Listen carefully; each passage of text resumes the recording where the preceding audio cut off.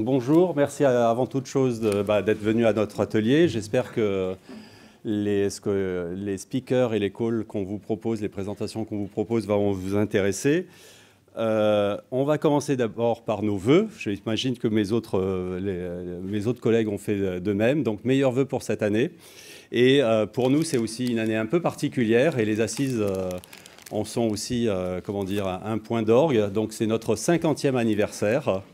Et cet anniversaire des 50 ans va être fêté par un tour du monde en 50 étapes. Et NEB France a le plaisir d'être la première étape de ce tour du monde. Voilà. La prochaine étape, si vous voulez nous rejoindre, sera Forum Labo à Lyon. Donc, Donc, je vais brièvement faire une introduction de NEB pour les gens qui ne nous connaîtraient pas et de notre offre au niveau du NGS. Et après, nous passerons donc aux trois speakers de notre atelier. Et globalement, ça sera donc une étude très intéressante sur les maladies mitochondriales en RNA-seq. On aura aussi une présentation d'une autre chercheuse qui va parler de comment préparer ces échantillons FFPE pour le NGS. Et une troisième présentation de l'AP de Paris, donc de l'hôpital Crème-Lamy-Cêtre, de M. Proust, qui fait de la capture depuis de nombreuses années avec Agilent et avec nos librairies, et qui a automatisé son workflow depuis quelque temps déjà. Voilà, donc, décidément. Donc, NEB, c'est une société américaine. On est installé au Massachusetts, à Ipswich. C'est une société de recherche initialement, ça serait une CRO aujourd'hui. On a développé, au fur et à mesure, on a développé des produits qui ont été commercialisés par NEB. Donc c'est vrai que vous nous connaissez beaucoup pour ceux qui ont fait des cursus universitaires, vous nous connaissez pour les enzymes de restriction, puisqu'en fait, la toute première enzyme de restriction recombinante mise sur le marché a été faite par NEB. De fil en aiguille, ils ont continué à développer des produits. Et on est devenu, je pense, les leaders des enzymes de biologie moléculaire. Et un des points importants, donc vous le voyez ici, c'est que Solexa, quand ils ont sorti leur première machine, ils n'avaient aucun instrument. Illumina les ayant rachetés non plus. Et ils ont fait appel à notre R&D pour placer les bonnes enzymes au bon endroit de vos workflows que vous utilisez maintenant au quotidien. Donc, NEB, on est aussi un petit peu particulier au niveau du séquençage haut débit, du NGS. On vous propose des kits, mais pas que. Vous savez tous qu'un workflow NGS commence par une extraction. Vous avez la construction de vos librairies et après, vous passez sur un séquenceur, qui soit Illumina ou ceux de nouvelle génération. Et ce workflow se décompose de plusieurs étapes. C'est des étapes de biologie moléculaire très simples, accessibles à tout le monde. Donc, en règle générale, pour faire du DNA sec, vous faites un end-repair DAT-Ling, vous liguez vos adaptateurs, vous faites un clean-up, vous faites ensuite un enrichissement ou pas par PCR. Et la dernière étape est le dépôt sur la flow cell de votre séquenceur. Nous avons aussi bien des kits avec ou sans billes de purification, mais la très grosse particularité de NEB, c'est de vous proposer ce workflow potentiellement en modules séparés, qui va vous permettre éventuellement de faire des approches, je vais dire exotiques, mais complètement différentes, où des kits, quand ils sont complètement fermés, ne vous permettent pas de jongler, ou alors vous allez perdre du matériel.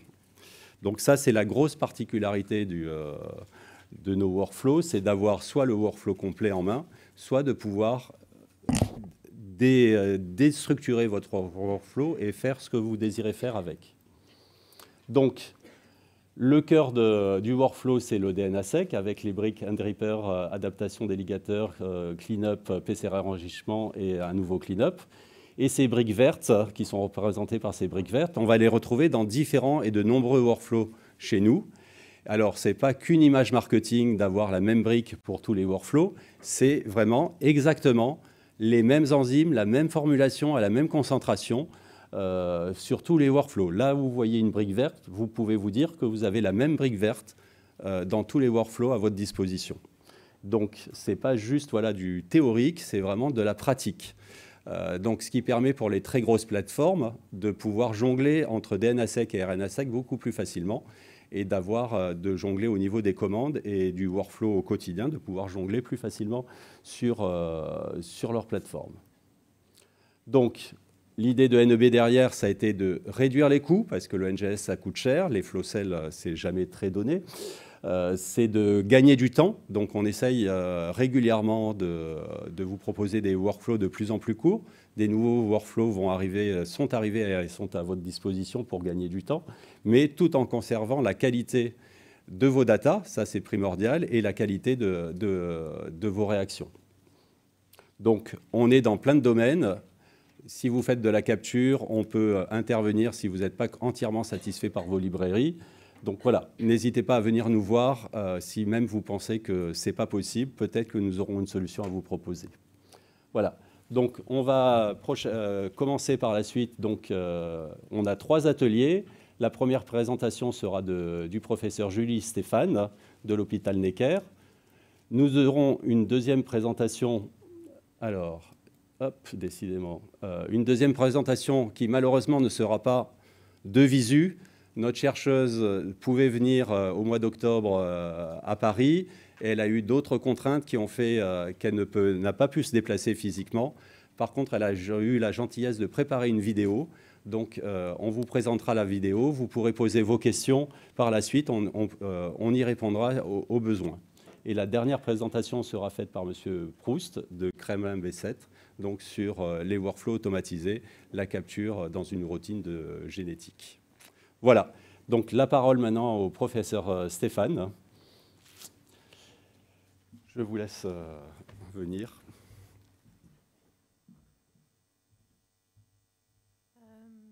Bonjour à tous, merci beaucoup de me donner l'opportunité à la Société NEB de présenter ces travaux qui ont consisté à faire du RNA-seq dans une situation de très faible quantité d'échantillons de démarrage. Puisqu'on travaille sur des embryons humains qu'on va voir être au stade blastocyste, donc environ 100 à 500 cellules de démarrage. Donc pourquoi est-ce qu'on s'intéresse aux embryons humains qui portent des mutations de l'ADN mitochondrial? Parce que pour faire en fait ces quelques rappels, pour ceux qui connaissent plus trop la mitochondrie parce qu'ils ont un peu oublié, pour faire une mitochondrie, il faut la coordination de 2 génomes, un génome nucléaire qui code pour environ plus de 1000 protéines nécessaires à la fabrication de la mitochondrie, et puis un génome mitochondrial qui, lui, comporte que 37 gènes, dont 13 codent pour des sous-unités qui sont toutes dédiées à la chaîne respiratoire. Et la chaîne respiratoire, c'est ces 5 macrocomplexes extrêmement importants, puisque c'est ce qui permet la synthèse de l'ATP, source énergétique majeure de la cellule. Nous, on s'intéresse aux maladies mitochondriales depuis très longtemps et en particulier à leurs répercussions sur le développement embryonnaire. Aujourd'hui, il y a beaucoup de gens qui pensent que la mitochondrie a un très grand rôle dans le développement embryonnaire et la fertilité d'une façon générale, mais il n'y a pas beaucoup de connaissances des mécanismes par lesquels la mitochondrie supporte ce développement, même si on va voir qu'il y a des évidences notamment sur des défauts spontanés de l'ADN mitochondrial, que ce soit des anomalies quantitatives ou des anomalies qualitatives de la molécule d'ADN mitochondrial, qui ont été montrées comme entraînant des défauts de développement embryonnaire et aboutissant à des arrêts de développement. Il y a une étude, et c'était la première qui montrait un lien direct entre la mitochondrie et le développement embryonnaire, qui a été fait par une équipe américaine qui travaillait sur des souris, un modèle souris, qui était invalidé hétérozygote pour le gène TFAM. Et TFAM est une protéine qui permet de coller l'ADN mitochondrial à la membrane mitochondriale.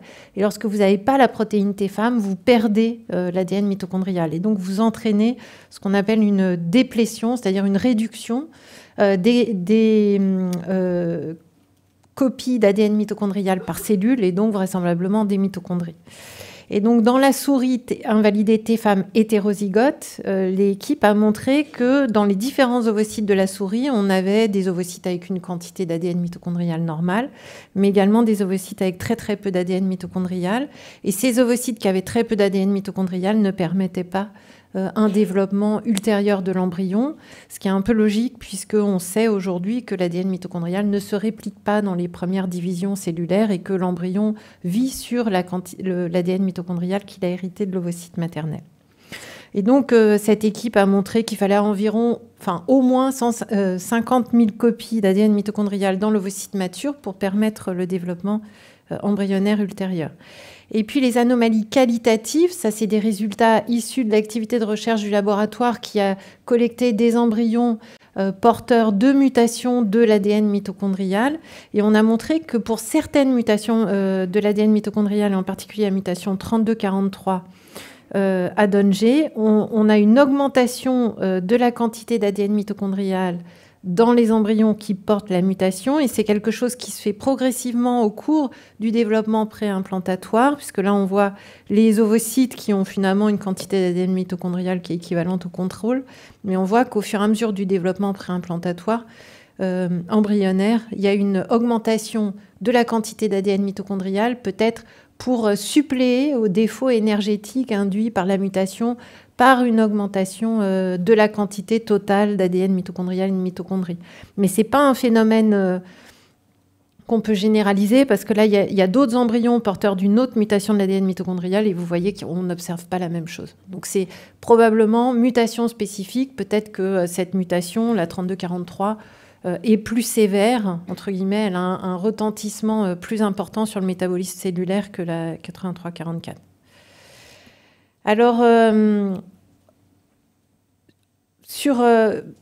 voyant donc ces résultats, on voulait regarder, essayer d'identifier quels mécanismes sont à l'origine de ce lien entre mitochondrie et développement préimplantatoire. Et donc, on voulait regarder l'expression génique dans des embryons humains porteurs de mutations de l'ADN mitochondrial.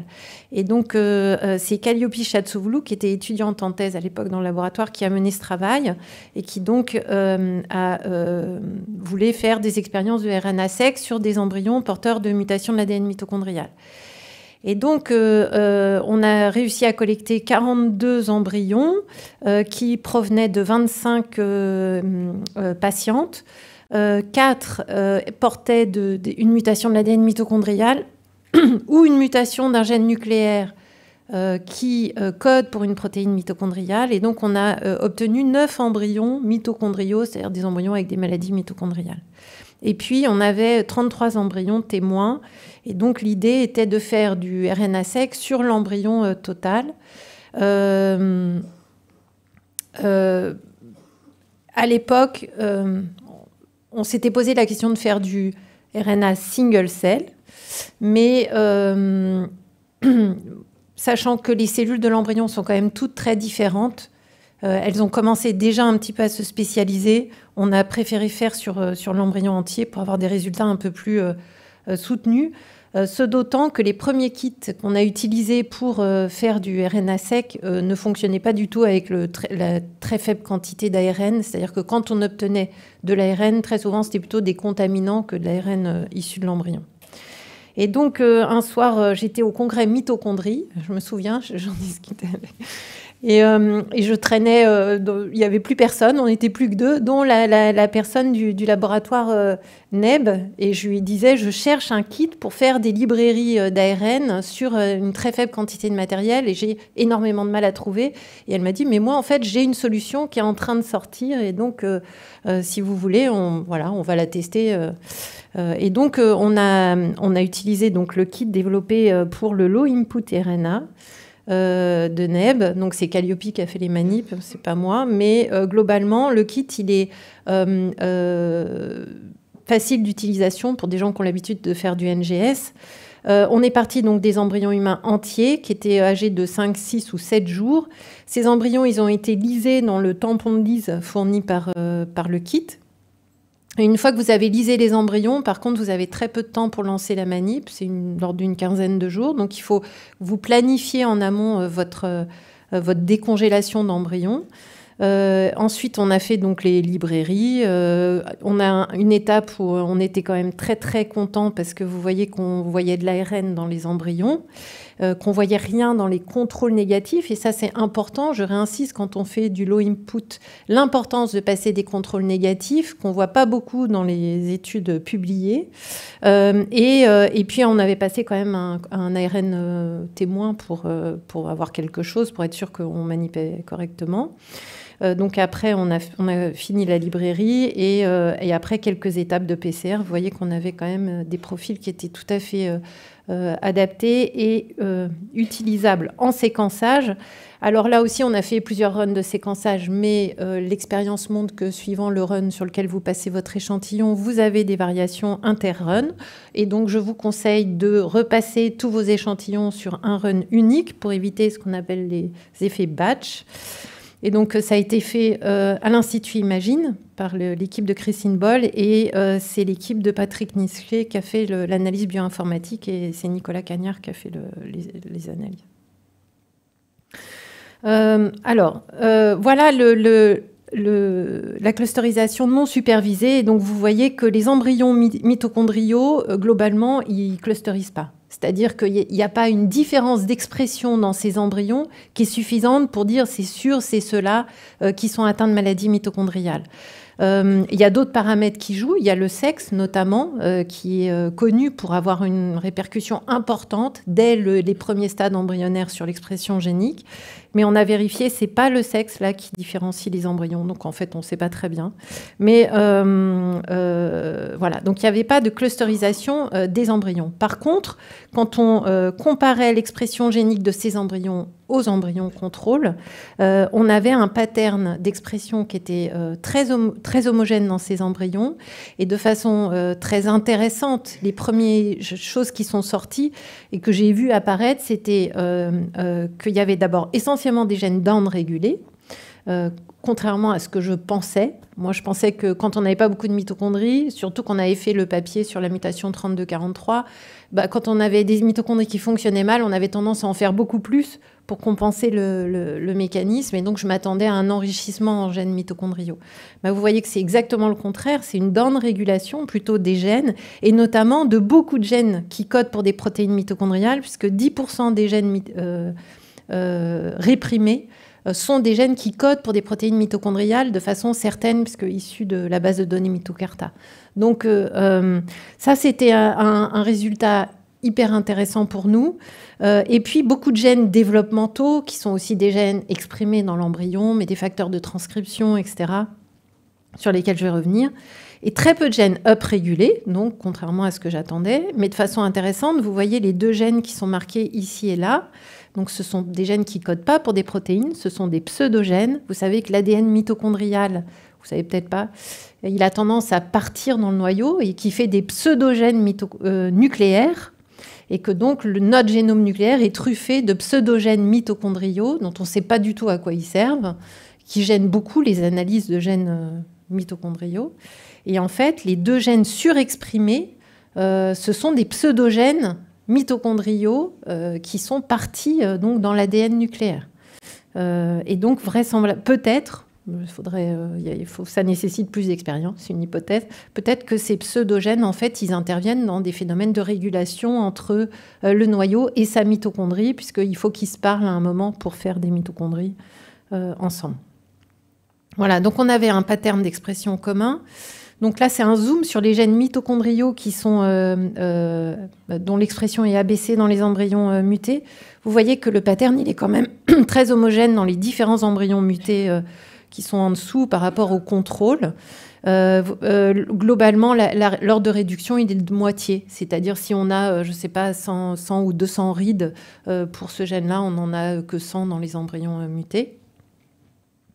Et de façon intéressante, les gènes de l'ADN mitochondrial qui étaient capturés par le kit, qui au début on ne voyait pas sortir, donc je me suis dit mince, en fait, peut-être que le kit ne capture pas les gènes, les ARN codés par le génome mitochondrial, mais en fait c'était juste qu'on ne les avait pas alignés, on n'était pas allé les chercher pour les aligner sur le génome mitochondrial. Et donc ils sont Donc là, il y a une erreur. Ça, c'est pour les gènes nucléaires. Les gènes mitochondriaux, ils sont pas du tout modifiés par la présence d'une mutation de l'ADN mitochondrial. C'est-à-dire que la mitochondrie, en elle-même, elle a une expression qui est complètement préservée. Quand on regarde les gènes développementaux, donc là j'ai zoomé sur les facteurs de transcription qui étaient les plus dérégulés, et vous voyez que globalement dans les embryons mitochondriaux ils sont effondrés, comme si l'embryon prenait un peu de retard à sa différenciation, à l'inverse d'éléments régulateurs qui sont parmi les seuls gènes qu'on trouve surexprimés dans les embryons mitochondriaux. Et ça, c'est un élément intéressant sur lequel maintenant on essaie d'avancer pour essayer de voir ce qui se passe en termes de régulation, d'expression génique dans les embryons qui ont des mutations de l'ADN mitochondrial.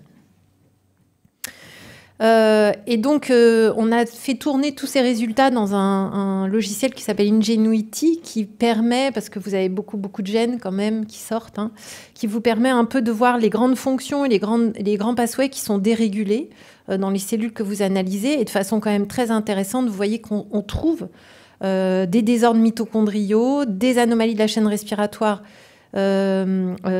mitochondriale, qui sortent parmi les grandes fonctions dérégulées dans les embryons. Et quand on regarde les pathways, c'est la même chose. Dysfonction mitochondriale, phosphorylation oxydative et réponse au stress. Et donc, ça, quelque part, ça valide quand même l'approche qui permet de dire que ce qu'on observe, c'est pas complètement des choses qu'on invente et qu'on retrouve la dysfonction mitochondriale au niveau de l'expression génique. On voit aussi quand même des choses un peu inquiétantes pour les embryons en termes de survie cellulaire, d'apoptose. Et on voit des anomalies, probablement de la méthylation et de la répression transcriptionnelle. Et c'est là-dessus qu'on essaie d'avancer aujourd'hui. En tout cas, ça pose la question du devenir de ces embryons que je vous ai dit potentiellement est quand même un peu compromise. Alors, donc pour conclure, si on regarde donc parmi les gènes différentiellement exprimés, je vous ai dit beaucoup de gènes qui codent pour des protéines mitochondriales, beaucoup de facteurs de transcription et quelques gènes qui codent pour des histones. Et ce qui est très intéressant, c'est qu'une équipe anglaise a sorti un papier juste après le nôtre, dans un meilleur journal que le nôtre, mais il montre la même chose, c'est-à-dire qu'il montre dans des cellules qui portent des défauts mitochondriaux que la mitochondrie, en fait, elle est mise un peu en silence, et qu'il y a ce qu'ils appellent une mitochondrial resilience, c'est-à-dire une sorte d'arrêt mitochondrial, et que ça, vraisemblablement, ça s'explique par le fait que le fait d'avoir un défaut mitochondrial, ça perturbe l'acquiescence embryonnaire, ça doit favoriser l'apparition de ROS, et donc probablement des phénomènes d'apoptose. Et donc une des façons d'éviter ça, c'est probablement de mettre sa mitochondrie le plus bas possible pour éviter notamment la génération de ROS et peut-être passer à un métabolisme moins mitochondrial. Voilà. Donc, si ça vous intéresse, donc le papier a été publié cette année. Et puis, je vous remercie pour votre attention. Vous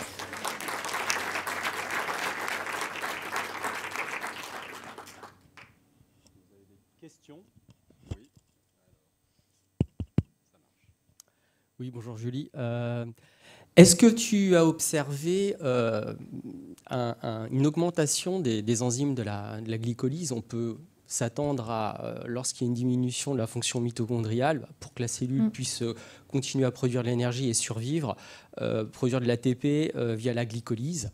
Et alors ça, c'était ma première question. Et en effet, j'étais un petit peu comme toi au niveau de l'hypothèse, d'autant que quand on étudie les patients avec des maladies mito, lorsque ces patients ont des biopsies musculaires, on a plutôt, pour certains patients, une prolifération mitochondriale qu'on peut voir sur les biopsies avec les Ragged Red Fibers, par exemple. Donc, en effet, c'était assez surprenant. Voilà. Donc les enzymes oxydatives, il n'y a rien d'évident qui est sorti. Mais on pourrait regarder ensemble les résultats, parce que j'ai les résultats bruts. Mais il n'y a rien d'évident qui est sorti vraiment sur le métabolisme, en dehors des gènes mitochondriaux qui étaient vraiment abaissés. Le reste, c'était pas éteint, mais c'était similaire un peu au contrôle. Et puis après, oui, sur les mécanismes, ça doit dépendre beaucoup du type cellulaire, comme le métabolisme dépend aussi beaucoup du type cellulaire. Je pense que ce qu'on voit dans l'embryon, ça n'a probablement rien à voir avec ce qui se passe après.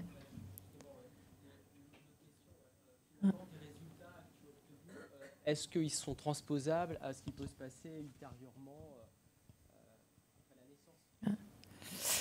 naissance ? Je pense que ça serait intéressant de regarder. Il y a pas beaucoup d'études en fait de transcriptome chez des patients qui ont des maladies mitochondriales, parce qu'au début je me suis dit ça va être simple, je vais comparer avec le donné postnatal, mais il n'y a pas grand-chose.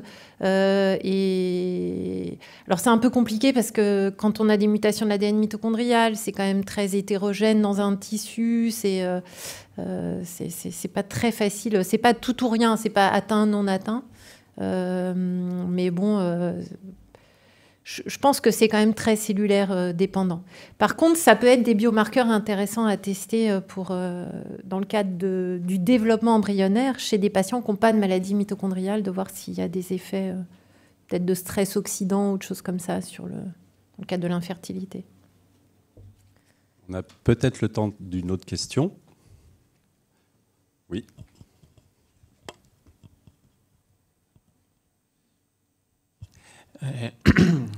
Merci pour la présentation. Est-ce que l'autophagie est différente parce qu'on voit les gènes d'autophagie qui sortent dans la liste des gènes, est-ce que l'autophagie est différente entre le groupe de contrôle et le groupe de target? Alors, c'est une bonne question. Le problème, c'est que les gènes d'autophagie... je ne suis pas sûre qu'il y en ait beaucoup à regarder. Enfin, c'est quand même moyennement connu. Moi, j'ai rien vu d'évident là aussi. Après, il faudrait peut-être quelqu'un plus spécialisé que moi sur l'autophagie pour regarder les datas. Moi, j'ai rien vu d'évident sur les gènes principaux que je connais, mais je ne suis pas une spécialiste de l'autophagie. Mais j'ai une collègue qui vient là, une Anglaise qui est spécialisée. On va regarder ensemble, je pense. Merci beaucoup, Madame Stéphane.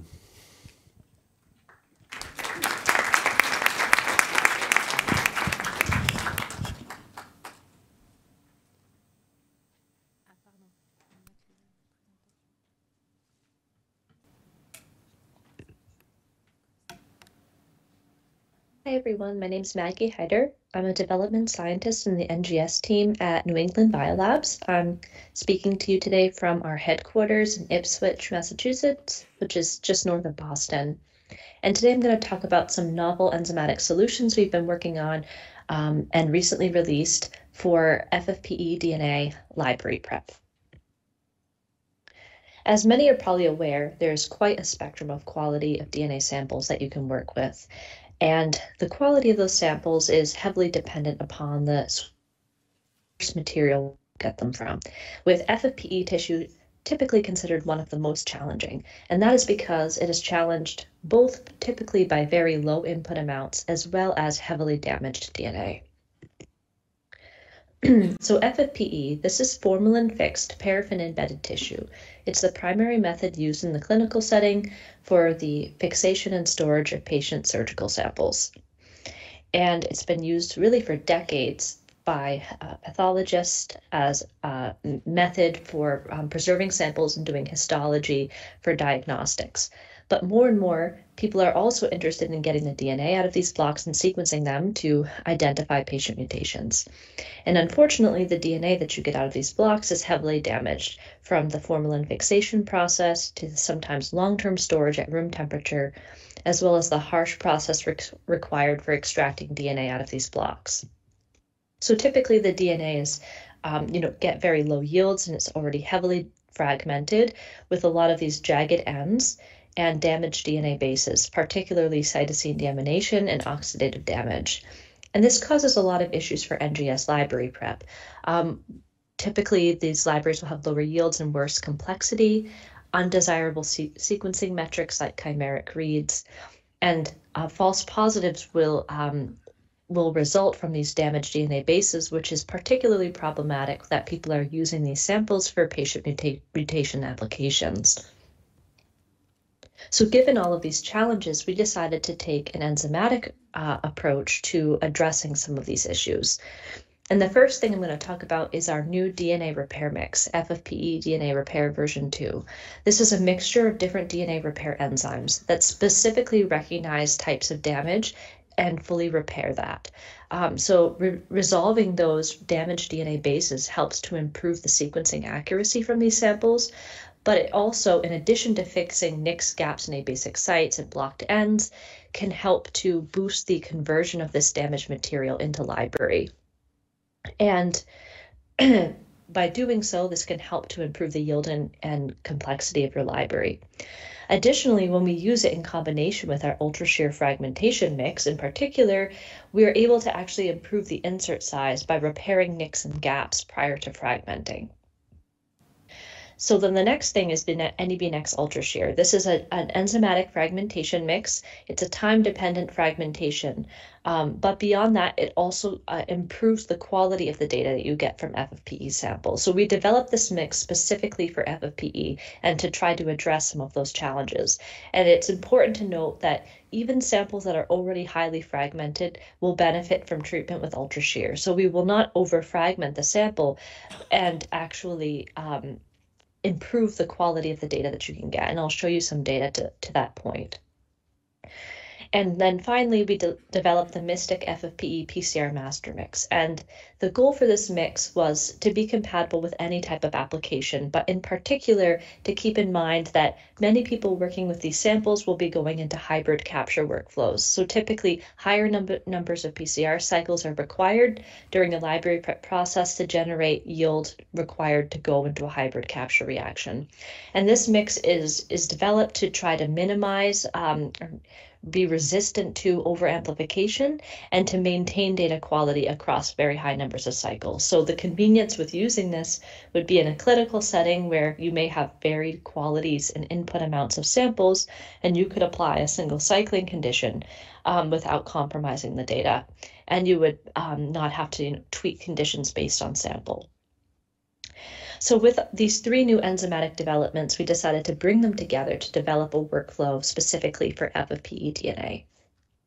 And given the broad spectrum of quality you can get with these samples, we wanted a workflow that would be compatible both with very low and also very high quality samples, and generate high library yield and complexity, improve library quality metrics and usable data, reduce the sequencing artifacts seen in these samples.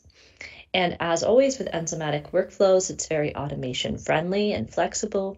And a very key point was that we know that many people working with these sample types don't have the luxury of QCing and tweaking conditions based on sample quality, and they may not even have enough material to properly QC the quality of their sample. So it was important to make a protocol that worked for all different qualities of samples to really eliminate sample quality dependent decision points.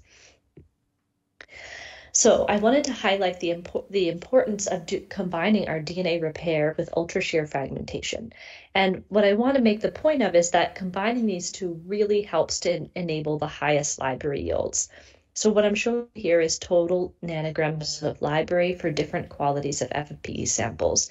And different workflows were tested, whether it's ultra-shear fragmentation with repair, without repair, or Kovara shearing with repair, without repair. And what you can see is across the board, the highest library yield is obtained when you apply the DNA repair version 2 upstream of our ultra-shear fragmentation. Particularly for low quality samples, this gives a huge benefit relative to the other workflows, but we also see a substantial benefit even for high quality samples as well. And even though we're converting more of this very damaged material into library, it doesn't mean that we're compromising on the library quality. So in fact, as I mentioned, when we developed UltraShear, we developed it with FFPE samples in mind to try to improve the quality of data that you get. And what I'm showing you here are some undesirable sequencing metrics: unmapped, chimeras, non-properly paired reads. And the lower the number, the better in this case. And you can see, particularly with low quality samples, that Covaris-based workflows have very high levels of unmapped chimeras and non-proper pairs, and we're able to really bring that down when we treat with our ultra-shear fragmentation. And even for higher quality samples, we do see some improvements there as well, although obviously not as much damage to start with. So that allows people to have more usable data from their libraries. And as I said, many people working with FFPE are going into target capture workflows. And so I validated these different workflows with a custom panel we designed with Twist. And what you can see here is that looking at on-target rate, the UltraShear-based workflows have a higher on-target rate than Covaris-based. And so that means that there's actually more data on target, more data that would actually be usable. And additionally, that higher library conversion, the higher yield that we're getting, does translate to a higher number of unique molecules on target. So we have a higher mean target coverage than any of the other workflows. And this is really critical, particularly with FFPE, where all the coverage you can get is really important for being able to have the sensitivity to detect variants, but also to have the confidence to call them. And then lastly, fold 80 base penalty. The lower the number, the better, indicating more coverage uniformity. And when we repair upstream of our UltraShear fragmentation, we're able to bring this fold 80 base penalty down. So we brought all of these components together into this UltraShear FFP library prep kit, which was developed really for FFPE. It has a broad input range depending on the application of interest, safe stops at every step in the protocol, and extensive optimization done to work really well with both low and high quality samples. And robust library yields can be obtained across the input range for different qualities of samples. Obviously, take into consideration your downstream application when thinking about what input amount to use, but we're able to cover the broad input range of 5 to 250 nanograms, depending on what someone's downstream application might be. And when we compare this against other enzymatic fragmentation products on the market that state that they're compatible with FFPE, we see that our kit really gives higher library yields than these other workflows, particularly for very low quality FFPE samples. And similarly to what I showed previously, not only do we have higher yields, but we actually have more usable data that we can get out of this as well, where we have lower rates of unmapped chimeras, non-properly paired reads, and fold-back reads relative to the other competitor kits. Because our kit contains DNA repair, we're able to resolve cytosine deamination mutations, C to T, and oxidative damage, G to T mutations relative to these other kits, and I'll show you the benefit of that in a real application in a moment. And additionally, we have a higher on-target rate, higher mean target coverage, and a better coverage uniformity than the other kits when we validated the performance of these workflows in a target capture application using that Twist panel I mentioned. We were very happy with these results, but we really wanted to validate this in a real world application. And to do this, we obtained these patient sample sets. So they have a matched tumor normal, and each tumor and normal were obtained in both the fresh frozen and the FFPE preservation format. So the tumor normal comparison allows us to identify those somatic mutations that may be driving the tumor by doing that germline mutation subtraction. The frozen versus FFPE comparison allows us to see whether or not in the FFPE we're able to detect variants that we know to be real based on our truth set, which is a high quality fresh frozen sample. FFPE will probably have many artifacts in addition to that, but we want to see how much can we bring those artifacts down and do we still detect the variants we expect to see. And I validated this on 3 different sample sets, including a liver tumor sample that was more than 3 decades old. And I showed you how we are able to reduce sequencing artifacts, and that was just based on shallow whole genome sequencing data and looking at global error rates. But this is what that looks like when you actually do variant calling on the sample. So here we have total variant calls that were picked up in a mechanical shearing Covaris-based workflow using this very low quality liver sample. Most of the mutations corresponding to cytosine deamination and oxidative damage. With our UltraShear FFPE kit, we bring this down substantially, particularly affecting those damage-related mutations. The higher quality the sample, the less of those artifacts there are, although important to note that in a moderate to higher quality FFPE, you still have hundreds of those false positives coming through, which we're able to repair. So we wanted to ask, of the mutations that are remaining, do we still detect the mutations we expect to see? In this case, using our frozen tissue as our gold standard. And just to explain the data, I'll use the easiest example first, which is our highest quality FFPE, this lung sample, where we picked up 4 different variants with our panel. And along here, the rows indicate 2 different replicates for different workflows evaluated for both FFPE and fresh frozen. So for FFPE, we did Covara shearing, UltraShear FFP library prep, and just UltraShear without repair, and then fresh frozen mechanical shearing and UltraShear without repair. And when there's a dot present in each one, it means every workflow was able to identify that mutation. Not as difficult for the higher quality sample. But for the lower quality sample, we were able to really demonstrate the utility of that, bringing in that coverage and complexity with our UltraShear FFPE workflow, where every variant that we expected to be detected based on fresh frozen was seen in that workflow. Whereas with mechanical shearing or with UltraShear unrepaired, we actually missed variants. And when we looked at the data, it almost always comes down to a case of not having sufficient coverage to call that variant. So that just demonstrates the utility of that coverage for this kind of application. And even for a moderate to higher quality FFPE sample, we observed this as well, where variants were being missed by the other workflows, but all variants were always detected in our UltraShear FFP library prep kit, even down to allele frequency of 2%. And additionally, I showed you that bar graph indicating the number of false positives coming through. We tried to apply a lot of criteria, including mutation types that are known to be damage-related substitution types, among other types of criteria, to filter out a lot of those false positives. And what you can see is these kind of mutations that appear only in one replicate or one workflow are typically falling into these damage type mutation categories, although we could not conclusively rule them out, and they were called with sufficient confidence by the variant caller.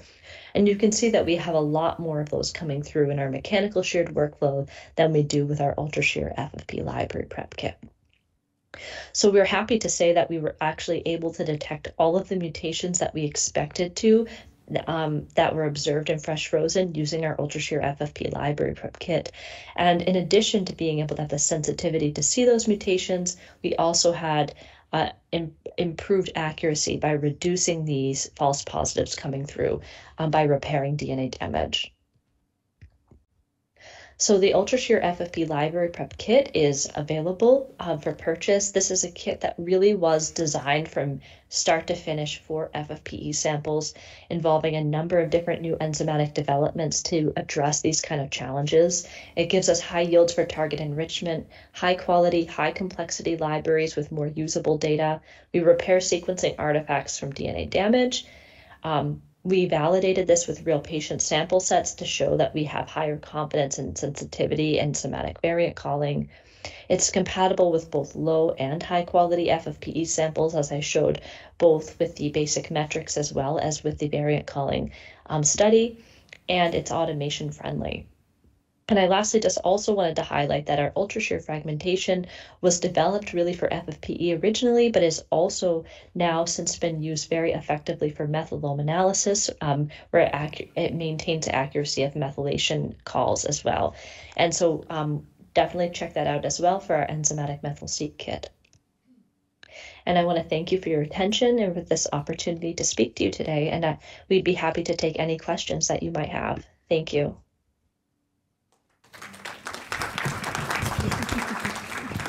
Merci pour le travail de Maggie. Est-ce qu'il y a des questions qu'on pourrait prendre? Non, pas de questions. N'hésitez pas à venir sur notre stand tout à l'heure si voilà, vous avez des points de précision à avoir. Et donc, on va passer à la troisième présentation de Monsieur Proust. Je vous laisse la parole, Monsieur Proust.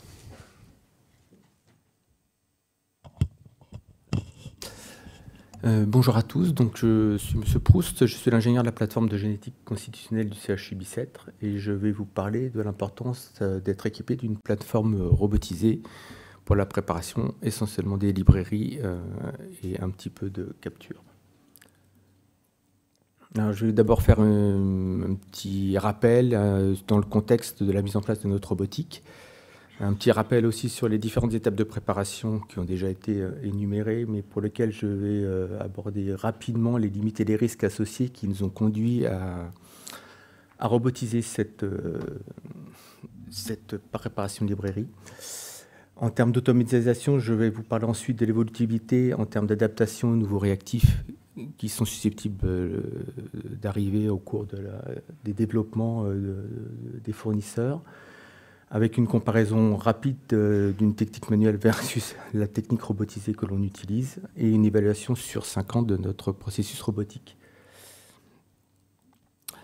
Donc, ces séquençages haut débit est devenu quand même un standard pour le diagnostic génétique.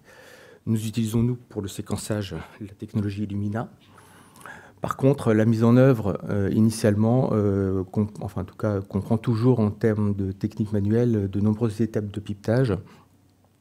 Et donc, dès la mise en place de notre processus NGS, nous avons tout de suite réfléchi à l'intérêt de mettre en place et de robotiser toutes ces étapes qui sont relativement fastidieuses. Et je prendrai exemple sur le kit NemNext Ultra 2 que l'on utilise actuellement depuis plusieurs années. Donc, voici les différentes étapes donc, de préparation. Donc, on a forcément donc, une normalisation de l'ADN que l'on faisait manuel à l'époque, une fragmentation d'ADN suivie d'un indrépère, ligation d'adaptateurs pleine taille ou universelle, et ensuite suivi éventuellement d'étapes de sélection de taille ou de purification, puis d'une PCR pré-capture, pour ensuite finir sur une purification terminale. Alors, en termes de technique manuelle, effectivement, pratiquement à toutes ces étapes, nous avons des risques d'identitovigilance, parce qu'on a énormément de manipulations de tubes, et certaines étapes peuvent être aussi longues et fastidieuses. En passant sur une fragmentation enzymatique, on retrouve à peu près les mêmes problématiques, mis à part éventuellement la fragmentation qui, elle, est quand même plus light. Alors que, du coup, en passant sur un système robotisé, on a pu justement diminuer tous ces risques d'identitovigilance que l'on a pratiquement à chaque étape, voire éventuellement éliminer des étapes fastidieuses pour les techniciens. Et par contre, les risques ne sont forcément jamais éliminés puisqu'il y a toujours des risques au terme de chargement des automates. Donc là, je vais aborder en fait l'évolutivité de notre robotisation que l'on a effectuée en fonction des évolutions en termes de réactifs que l'on a subis. Enfin, donc subi, en tout cas que l'on a choisi parce que ça nous permettait justement d'avoir des améliorations techniques. Et donc, effectivement, au départ, en termes de préparation manuelle, eh bien, le temps de faire tout ça, on avait 4h30 entre la normalisation et la fragmentation, à l'époque manuelle avec fragmentation mécanique par Covaris. À peu près 12 heures parce qu'on faisait tout en manuel et qu'on faisait 2 séries de 12 échantillons. Donc, c'était relativement long. Et 1h30 pour les purifications manuelles en bilan pur. Ensuite, nous avons pu justement passer à un nouveau kit de NEB qui nous permettait justement d'utiliser la fragmentation enzymatique. Et donc, à partir de ce moment-là, on a commencé à utiliser donc, du coup, la partie robotique en utilisant justement la partie normalisation d'ADN que l'on a pu robotiser grâce à un robot Starlet Hamilton. Ensuite, toute cette partie-là, en fait, on a gardé de façon manuelle la fragmentation, l'indripère et la ligation, parce que notre système robotique à l'époque ne nous permettait pas de pouvoir automatiser ces étapes. Et donc, nous avons gardé quand même une partie robotique sur la sélection de taille, donc, qui était facultative, mais que nous avons conservée, et la préparation des PCR pré-capture, que l'on a robotisé sur un Biomex Span 8. Et une purification des PCR pré-capture grâce à un Biomec 4000. Et par la suite, grâce à l'amélioration de nos robots et à l'implémentation quand même d'un thermocycleur qui est un ODTC, on a pu en fait robotiser la globalité de la préparation de librairie. Et tout ça, forcément, avec toujours les mêmes automates. Hein, on n'a rien changé, on a juste fait de l'upgrade à chaque étape. Donc, ici, donc, je vais resynthétiser un petit peu notre plateforme robotique. Donc, on a donc un Starlet Hamilton qui nous permet de faire la normalisation d'ADN. On a aussi également donc, notre Biomex-Pan 8 qui nous permet de faire toutes les étapes de fragmentation, end repair, ligation, sélection de taille ou purification au choix, et la préparation de la PCR pré-capture. Et un Biomex 4000 qui nous fait de la purification de PCR pré-capture, mais qu'on utilise aussi dans les étapes de lavage de stringence post-capture. Voilà. Et donc, du coup, en fait, le fait d'utiliser tous ces robots nous permet quand même d'avoir un temps technique soit diminué et ou libéré pour pouvoir faire d'autres choses au sein du laboratoire. Donc ici, je vais juste faire quelques petites présentations des différences que l'on a pu observer entre notre technique manuelle initiale et la robotisation donc partielle, c'est-à-dire celle qui ne comprenait que la sélection de taille et la préparation de la PCR pré-capture. Et on s'aperçoit qu'effectivement, en termes de rendement et de taille de librairie, nous avons des résultats comparables, avec des coefficients de variation qui sont tout à fait équivalents. Et donc, on n'avait aucune perte en passant sur une méthode robotisée par rapport à la technique manuelle. Ici, donc, du coup, on a rajouté les statistiques comportant une technique robotisée complète, donc avec un peu plus d'échantillons. Et on s'aperçoit qu'effectivement, en termes de taille de librairie, nous avons toujours des résultats qui sont à peu près similaires. Alors, on a des tailles légèrement plus faibles, mais qui n'impactent aucunement les résultats et les qualités de notre séquençage. Et par contre, un coefficient de variation qui est plus faible et donc meilleur pour nous en termes de répétabilité et reproductibilité. Donc en fait, le fait de pouvoir robotiser notre préparation de librairie nous a permis de gagner en homogénéité, en reproductibilité, en répétabilité. L'avantage de cette solution robotique, c'est qu'effectivement, on peut décliner ces solutions sur différentes solutions de préparation de librairie. Effectivement, suite à la pandémie Covid, en fait, on a eu quand même, en tout cas, énormément de laboratoires ont eu des problèmes de pénurie, que ce soit en termes de réactifs ou de consommables. Alors nous, effectivement, on a eu cette chance. Avec NEB, on n'a eu aucune pénurie. Donc voilà, merci déjà, parce que ça nous a bien sauvé la mise. Mais par contre, effectivement, on s'est posé la question de savoir, effectivement, est-ce qu'il fallait rester sur peut-être un seul fournisseur ou pas, ou est-ce qu'il ne fallait pas non plus pouvoir penser à avoir une méthode dégradée. Et donc, du coup, le fait d'avoir une robotique ouverte, la question ne se posait pas forcément, puisque, du coup, on avait la possibilité de le faire. Et d'autre part, on a pu aussi faire évoluer notre technique et surtout pouvoir utiliser d'autres types de cônes, parce que par contre, on a eu des pénuries de cônes de robotique, Beckman. Donc là, voilà, mais comme beaucoup, hein, ce n'était pas les seuls. Et du coup, ça m'a permis de pouvoir tester d'autres types de cônes que j'ai pu valider sur le robot et qui maintenant peuvent être utilisés en backup si nécessaire. Et donc, du coup, ça veut dire qu'en fait, le fait d'avoir ce système de robotique ouverte nous a permis de pouvoir une continuité dans nos analyses et dans le rendu diagnostique, même durant les périodes difficiles telles que les périodes de pandémie Covid. D'autre part, ça me permet aussi de pouvoir modifier éventuellement notre organisation, parce qu'en fonction des évolutions du laboratoire, on peut faire évoluer cette robotique pour éventuellement augmenter les débits en fonction de nos besoins. Donc ici, je vais ensuite aborder la partie évaluation de notre robotique, donc sur les quelques années qu'on utilise déjà les réactifs NEB. Et on s'aperçoit qu'en termes de robotique pure, en fait, on a excessivement peu d'échecs. Les échecs de run que l'on a observés sont... pour le Nemnex Ultra 2, c'était un problème de température de pièce et le robot s'est arrêté parce que voilà, on a eu un souci de régulation de température, donc forcément voilà, le run a échoué. Et pour l'autre, pour le Nemnex Ultra, c'était juste un problème de chargement. Donc forcément, ce que j'avais expliqué au départ, c'est une des problématiques qu'on peut avoir sur le système de robotique, quels que soient les robots, souvent.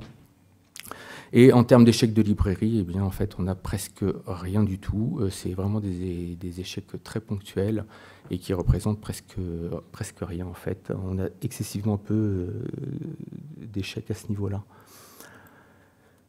Alors par contre, après, quand on voit les autres types d'échecs qu'on peut observer, on s'aperçoit qu'en fait, en termes d'échecs réactifs, on n'a jamais eu de problème sur nos kits. Les réactifs étaient excessivement robustes. On a eu quelques problèmes sur les normalisations, mais ça qui sont dus essentiellement aux qualités d'ADN, concentration, homogénéité. Ensuite, on a eu aussi des problèmes uniquement sur les problèmes de taille, mais qui venaient des billes en pur qu'on utilisait. Et ça nous est arrivé très peu aussi. Comme vous voyez, 0,8%, c'est presque anecdotique, vu le nombre d'échantillons que l'on a traités jusqu'à présent.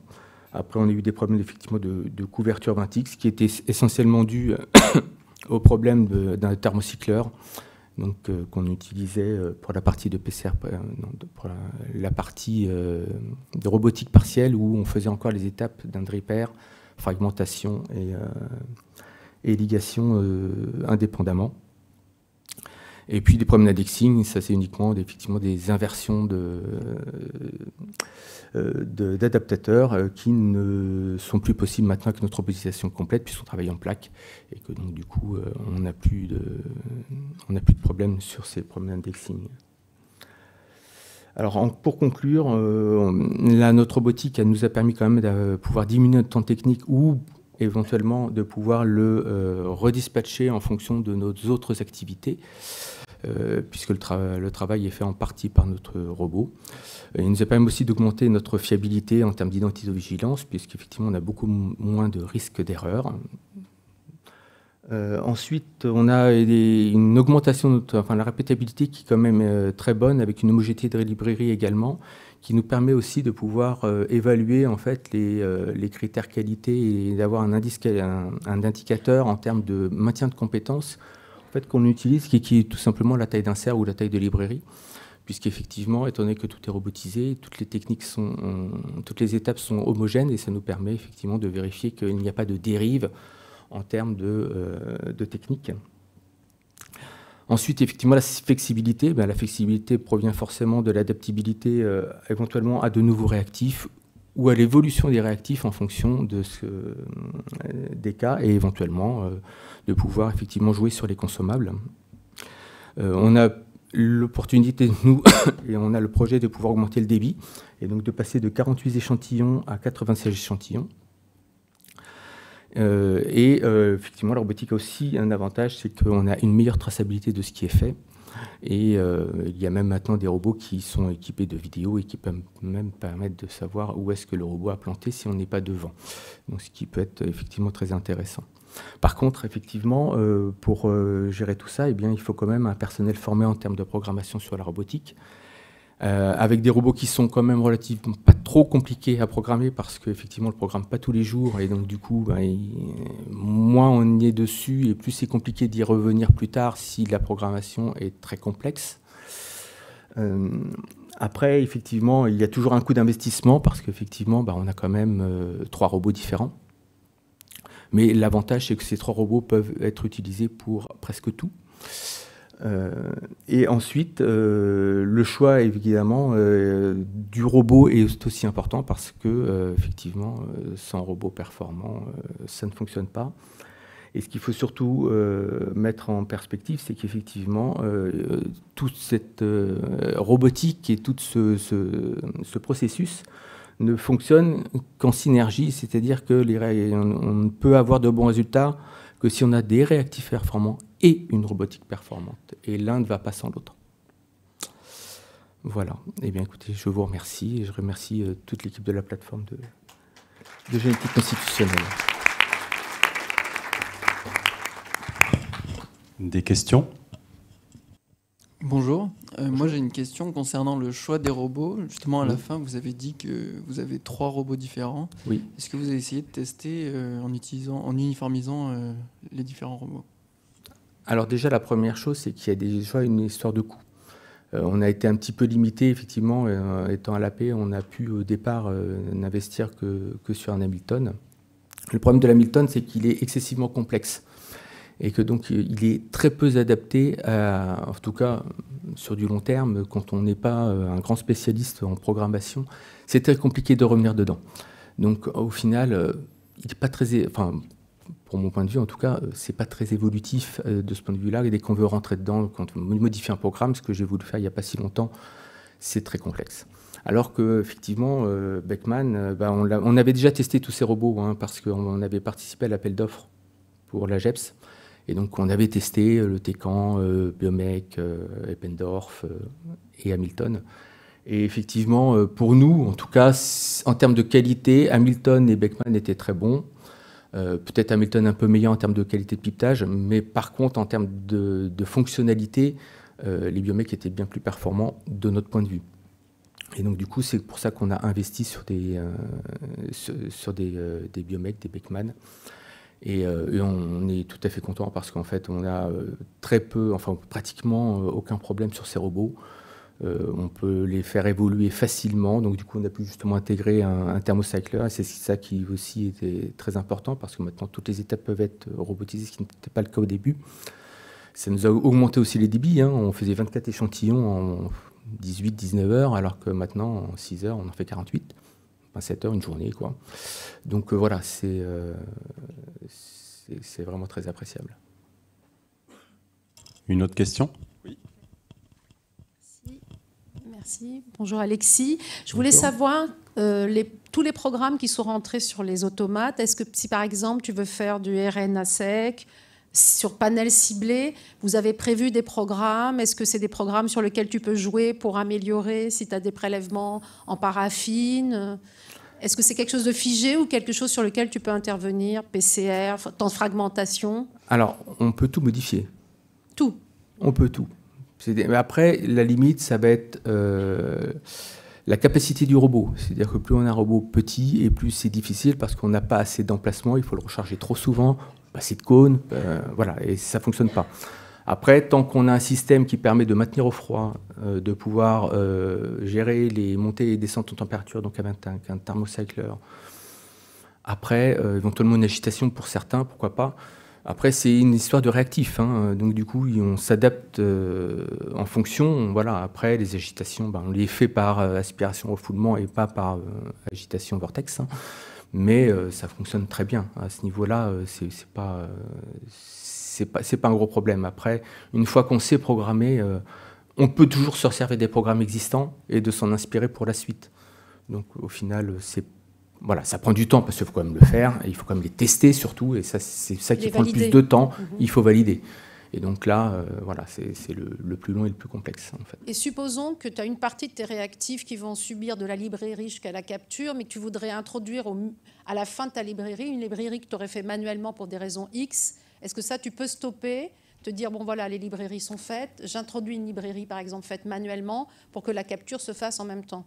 Alors, et là, en fait, on est en train de voir, parce que pour l'instant, tout là, c'est une préparation de librairie, donc elles sont forcément indépendantes, donc on ne peut pas les mélanger au départ. Après, toute la partie qui est post-librairie, nous, on l'a fait essentiellement manuellement. Par contre, là, je suis en train de voir justement pour qu'on puisse éventuellement utiliser un B4000 pour pouvoir faire les normalisations, sur tous les pools. À partir de là, on pousse ce qu'on veut quand on veut. Il suffit juste de placer les échantillons là où il faut. Donc, ce n'est pas une problématique en soi, une fois que c'est robotisé. Manuellement, il y a toujours plus de risques d'erreur. Voilà, mais ça, c'est bon pour tout. Mais une fois que les échantillons sont en plaque, ça ne pose pas plus de problème de faire un pool avec une ou deux plaques ou 3 échantillons. Voilà. Et une dernière question, tu nous as parlé de l'apport pour la pénibilité pour les techniciens. Et au niveau économique, vous avez certainement fait des économies, parce que certainement moins d'échecs. Beaucoup moins déjà de moins de risques, donc forcément moins d'échecs. Ça, on l'a bien vu, hein, le taux d'échec, il est excessivement anecdotique, on va dire, depuis le temps qu'on utilise ces solutions-là. Donc forcément, voilà, il y a moins d'interactions, de manipulation, en fait, et donc moins de risques. Donc forcément, il y a un gain. Une autre personne ? Non. Eh bien, merci beaucoup. Ça clôture notre atelier. Bonne continuation à vous.